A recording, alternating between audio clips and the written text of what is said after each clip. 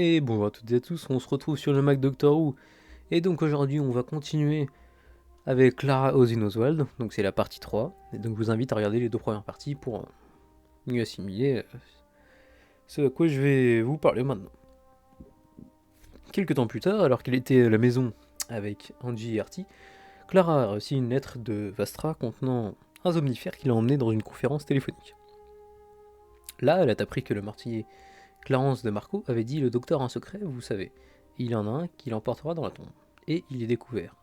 Et a montré à Vastra les coordonnées de l'endroit où se trouvait la tombe du docteur. L'appel a été interrompu par les Whisperman tentant d'assassiner Jenny River, ce qui réveilla Vastra et Strax. Et la grande intelligence apparut, utilisant le village de Walter Simeon pour dire à Clara de sauver ses amis. Le docteur devenait venir à Trenzalore, le lieu de sa tombe. Quand elle s'est réveillée de la conférence, River est resté connecté, utilisant les circuits télépathiques pour obtenir les coordonnées. Le docteur et Clara se rendirent à Trenzalore, traversant la chronologie du docteur. La grande intelligence attendait là et souhaitait entrer dans la tombe du docteur, une future version en décomposition du TARDIS. En entrant dans le TARDIS en décomposition, par un passage caché, Clara commença à se souvenir des événements d'une chronologie supprimée dans laquelle le docteur lui parlait de ses multiples vies, la faisant paniquer légèrement. Ils se sont finalement dirigés vers la tombe du docteur, où la grande intelligence a demandé au docteur de lui dire son prénom.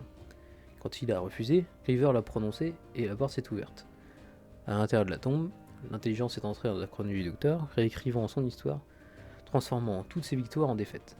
L'univers a commencé à se décomposer, toutes les personnes et civilisations sauvées par le docteur étaient maintenant détruites. N'ayant pas d'autre choix, Clara a fait ce qu'elle était censée faire en disant: courez, courez, espèce de petit malin, et souvenez-vous de moi. Elle est également entrée dans la chronologie, se dispersant à travers le temps et l'espace. Cette action l'a projetée à travers le temps, créant de nombreuses autres versions d'elle qui ont sauvé le docteur maintes et maintes fois. Pendant ce temps, le 11e docteur a également décidé de sauter dans la chronologie afin de la sauver. Entendant la voix réconfortante du docteur, elle s'approche de lui. Alors qu'ils étaient sur le point de partir, Clara remarqua une incarnation du docteur qu'elle n'avait jamais rencontrée. Cette version était la seule à rompre la promesse du nom le docteur. Cependant, le stress de l'expérience a fait s'éveiller en Clara. Elle n'a donc rien appris de plus sur cette incarnation. Clara et le 11e docteur sont ensuite partis, le mystérieux docteur les regardant partir. Une fois que George Maitland se débrouillait bien assez tout seul, Clara a accepté un poste d'enseignante à la Coal Hill School. Elle a fréquenté une école d'enseignement avant de prendre le travail, où elle a rencontré sa collègue enseignante Christelle Dean. Elle a ensuite reçu l'offre d'emploi peu de temps après avoir obtenu son diplôme, sans doute avec l'aide du docteur. Lorsqu'elle commence à l'école, Clara a temporairement dit au revoir au docteur et au TARDIS, afin qu'elle puisse vivre une normale. Pendant un certain temps, 6 semaines plus tard, elle a commencé à regretter cette décision. Dans au moins une leçon, elle a perdu le contrôle de la classe et a essayé d'utiliser des menaces vides de sens pour obliger les enfants à se comporter normalement. Cela n'a pas réussi, et plus tard, ce souvenir l'aidera à faire face à des menaces contre elle dans une nouvelle aventure. Dans une leçon en particulier, Clara a décidé de changer les choses en proclamant la normale les surfaite, et a emmené son cours d'anglais à l'extérieur pour les enseigner les tardigrades, dans le but de leur donner un aperçu des merveilles de l'univers. Une fois qu'ils se sont installés sur l'herbe, elle leur a demandé de regarder le ciel pendant 10 secondes puis de fermer les yeux et de compter jusqu'à 5, de les ouvrir et de lui dire ce qu'ils ont vu. Clara a rencontré le 11e docteur après l'école quelques jours et est avec lui lorsque son TARDIS a été transporté par un avion par Unit à la National Gallery. Là, Clara a rencontré Kate Stewart et a consolé le docteur quand il s'est souvenu de la dernière grande guerre du temps. Elle a voyagé avec Zigun, se faisant passer pour Kate Stewart jusqu'aux archives noires sans savoir que le chef scientifique d'Unit était usurpé. En utilisant le code gratté dans le mur de la tour de Londres, Clara a activé le manipulateur de capitaine Jack Harness et a échappé aux Zygons, menaçant et en se rendant à 1562. Là, elle a rencontré le docteur de guerre, le 10e docteur et la reine Elisabeth I, et a assisté au mariage de ces deux derniers. Elle est insérée dans le tableau de la chute de Gallifrey plus jamais. Avec les docteurs, a rentré de nouveaux subrepticement les archives noires au XXIe siècle.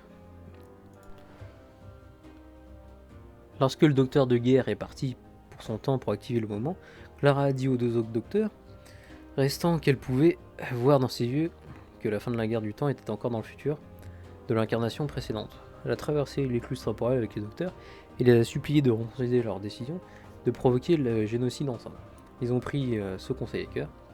Elle était donc présente lorsque le docteur a changé l'histoire, tel qu'il s'en souvenait, et a sauvé Gallifrey au lieu de la détruire. De retour sur Terre, elle rencontre brièvement le mystérieux conservateur, ignorant que quelque chose était extraordinaire en lui. Elle fit ses adieux aux anciens docteurs et embrassa son docteur sur la joue. Quand le docteur lui a demandé comment elle savait qu'il avait besoin de passer du temps seul avec la peinture, elle lui a répondu « je le sais toujours ». Elle a visité l'archive noire 2 fois, mais n'a eu le souvenir d'une visite qu'une seule fois. En raison de la visite dont elle ne se souvenait plus, elle avait déjà un accès sécurisé lors de la visite dont elle se souvenait. Lors de ses voyages avec le docteur, Clara a été attaquée par un parasite mental surnommé Waits. Waits a fait vivre à Clara une vie horrible où elle a perdu son travail et tout son argent. Mais elle a conservé suffisamment de conscience pour rechercher le docteur qui se faisait appeler John Smith dans le rêve partagé, seulement pour qu'il la détourne. Finalement, Clara a réussi à briser l'illusion quelques secondes après le docteur, après quoi elle a physiquement attaqué le parasite pour l'enfer auquel il l'avait soumise, avant qu'elle et le docteur n'arrachent ses avatars, ses autres victimes, le tuant. Alors que les deux s'éloignaient, le docteur a mis l'hypothèse que la conscience de soi de Clara était le résultat d'avoir vécu plusieurs vies. Et donc c'est tout aujourd'hui pour cette 3e partie sur Clara.